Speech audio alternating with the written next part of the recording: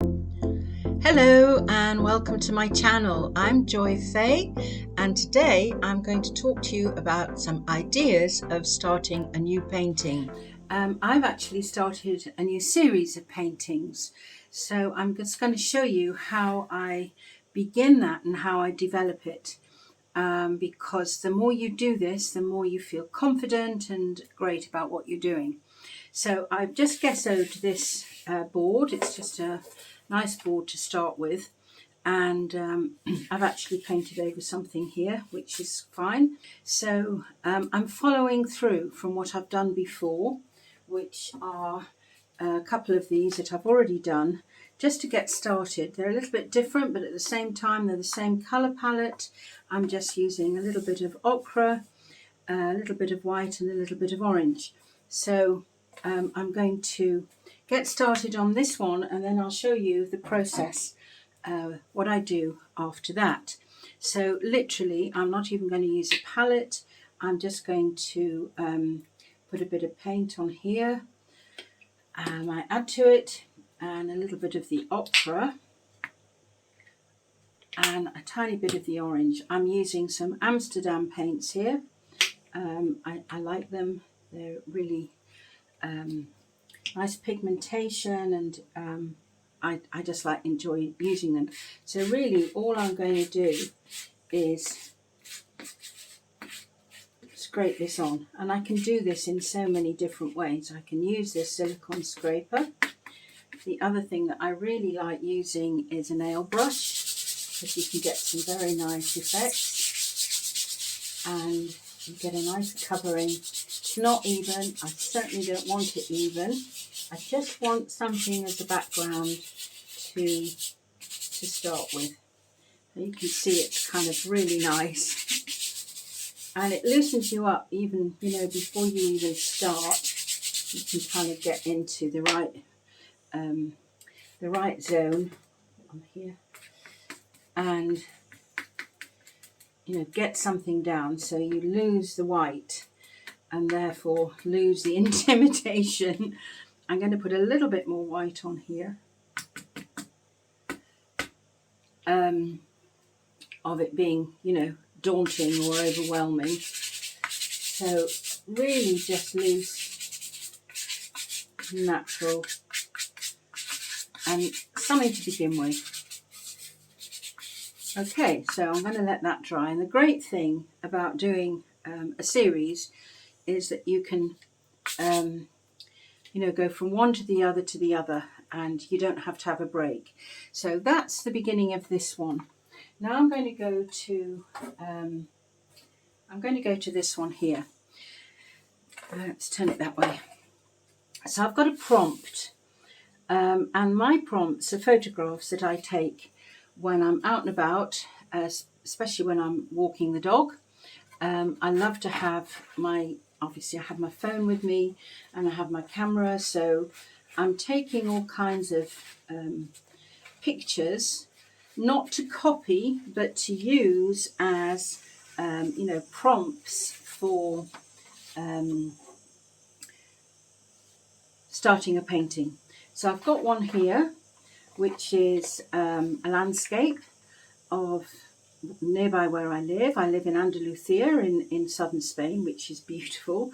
So I have really lovely landscapes, and this is the village over here and the other part of the village, and then obviously the landscape in between, lots of olive trees and almond trees and all kinds of things. But what I'm looking at when I'm looking at my prompts is not necessarily the landscapes but the shapes.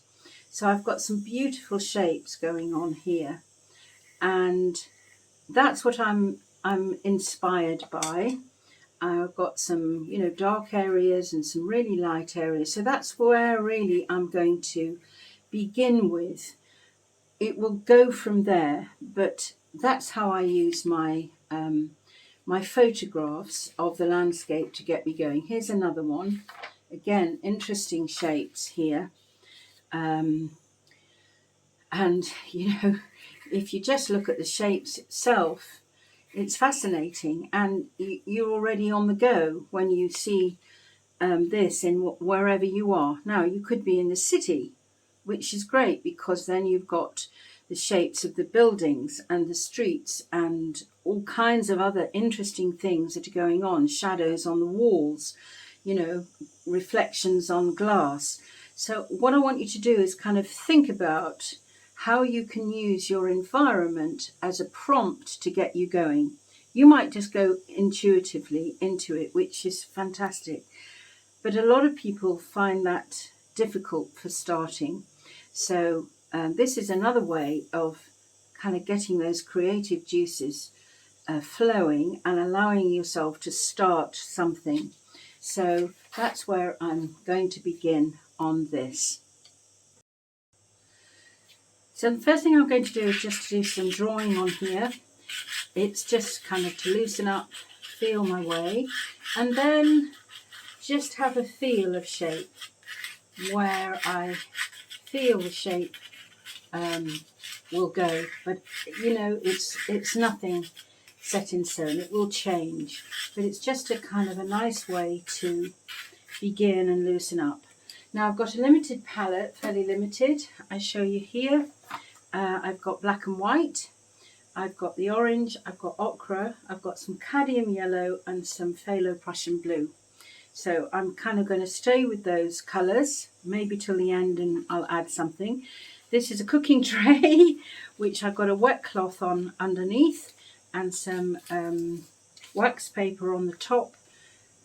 Because I'm in Spain and the weather is very, very hot, acrylics dry extremely quickly. So this is a brilliant way to keep the acrylics from drying out. I've got a top that I put on with it, and I can keep these, you know, for days, provided I make sure that the cloth is wet. So that's a nice tip to know.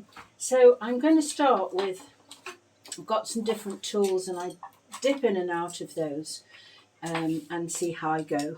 I will start with a fairly big brush, this one, to keep it nice and loose and, you know, just see where I go. I've got some other brushes, little gesso brush here, some smaller flat brushes. I've got my scrapers, I've got sponges. I've got basically all the things that I need to just pick up if I feel in the mood. So actually where I'm going to start is, because this is so prominent, I'm starting with some white up here.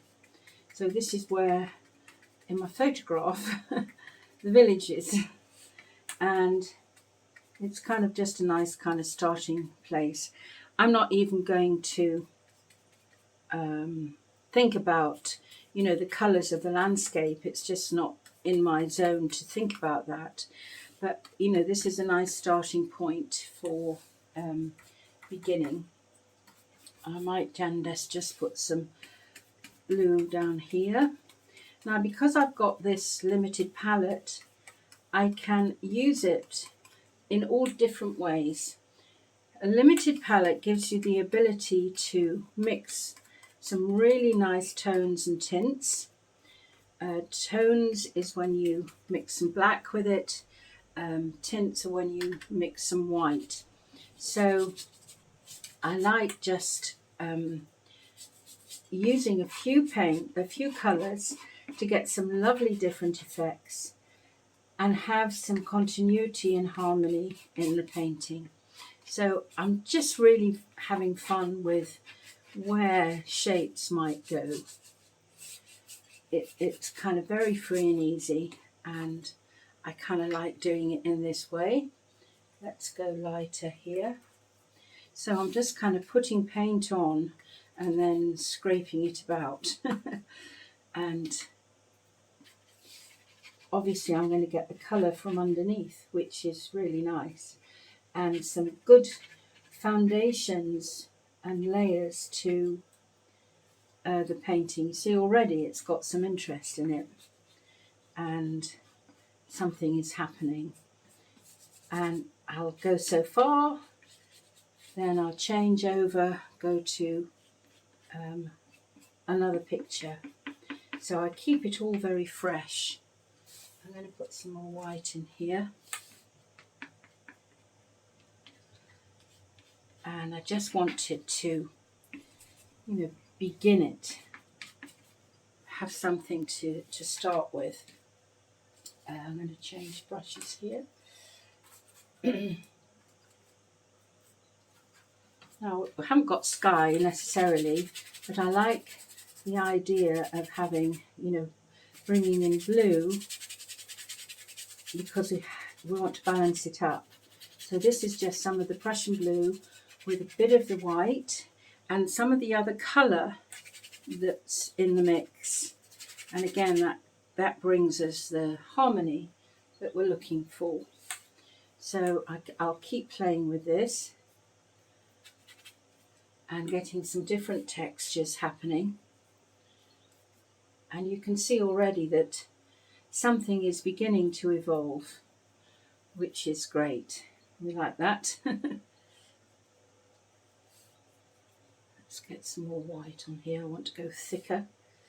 There we go. So, a nice beginning to something interesting. Let's blend this out.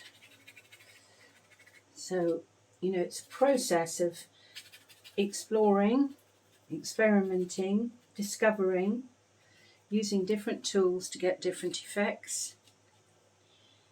And what I might do here is take some of this off and take some of this off. It's probably dried a bit now. It dries so quickly here. But you can see I've managed to transfer some of the ochre over here, which is nice. So I've got some texture happening. So sometimes when you're going through this process, it goes through a really kind of messy stage and you wonder, is it going to turn into anything? But this is kind of really normal. And I just really like kind of playing around, scratching in, doing different things really to start with, to see how it will unfold. Inevitably, paintings go through a stage where you think, oh God, this is just not working. But you kind of work through that and let it take you, as you will see with this. It unfolds as it goes, and you don't need to be afraid of that because, it's only a painting and it's all acrylic and you can paint over it. You can do so many, different things. The main thing is to kind of explore and find the things that you like to do and, see what develops. So you can see here I'm doing quite a lot of dabbing out, and it's creating some really nice depth in a painting. Even though this colour looks a bit murky at the moment, it gives me a background and something going on underneath, which really helps a painting glow, if you like, because it's got so much depth. And you can see I'm just kind of scraping in here and blending in some of the colours. And then you'll see that I'm going to go over this, quite a few different times, to, get those layers, get the feeling of something going on underneath. And, when you think about a landscape, anyway, we're not just kind of seeing the surface, it's all what's going on underground. And you kind of want to get that feeling in a painting. It's what's going on underneath as well as, the final thing of what's on the top. You want to really kind of develop a story, if you like, within your painting, which is intriguing to somebody looking at it and feeling, yeah, there's more to this than meets the eye. And that draws them in. That gives, a real sense of curiosity and something that's really different and interesting.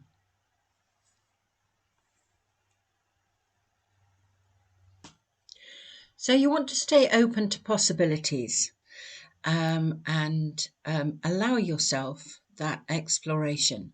Now, one of the interesting things here, which is what is developing, is different textures. So I'm going for obviously some really pronounced textures, but also for some smooth areas. So you've got a lovely contrast of those different textures. And that's one of the really important things to have a think about in your painting. You don't want it just all one texture.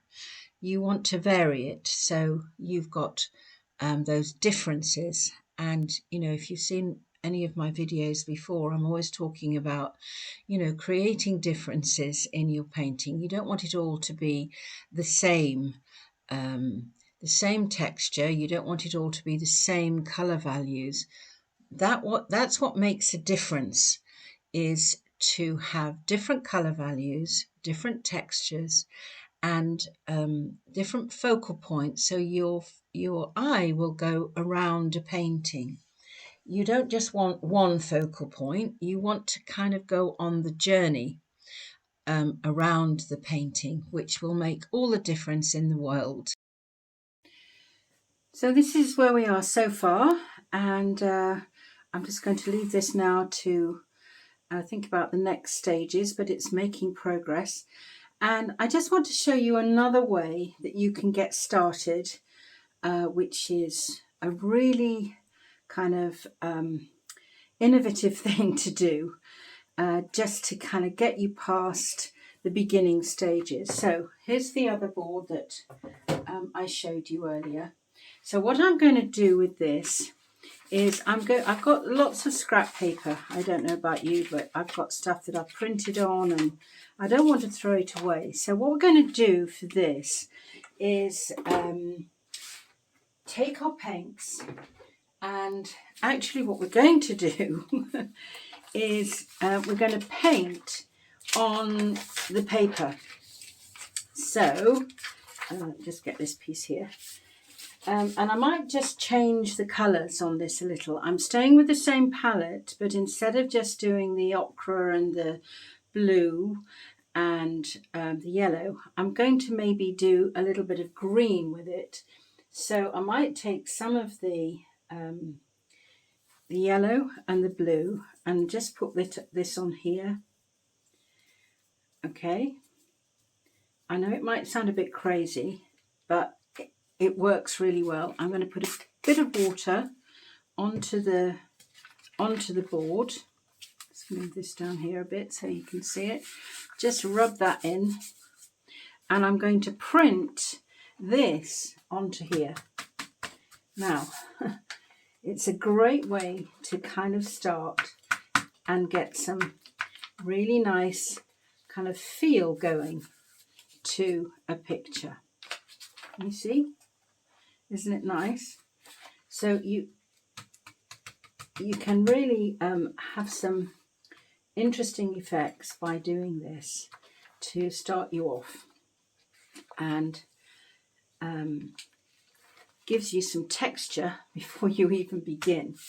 So plus use up the paper so you're not wasting it, and I can continue putting some stuff on here. Let me put some maybe some white on here, and let's put a little bit more blue on. So I'm just going to muck this up on here. It's nice to get unusual effects which you just don't know what's going to happen. So let's put this on here. Okay. You could even drag it if you wanted to. Again, you'll get some other effects on it. Put some down here. And it will give you a starting point for the picture. I've got some on here now. It's a wonderful way to give you a prompt to begin. I'm liking the sort of hints of green on it.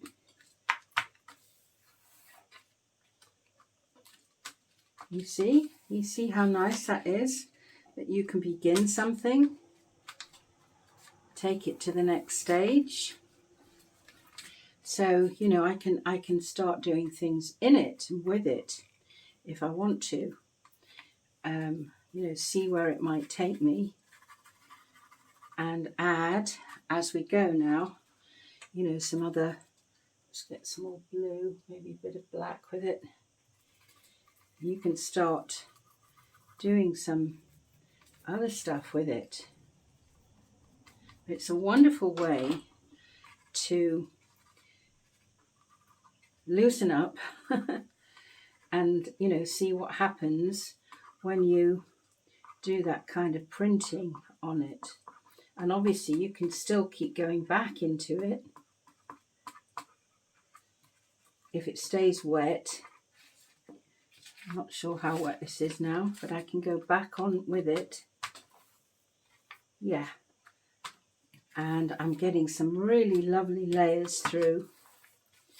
And I could leave that to dry and then draw some things on top of it, find some new shapes, and really have some fun seeing all different things that might occur from this.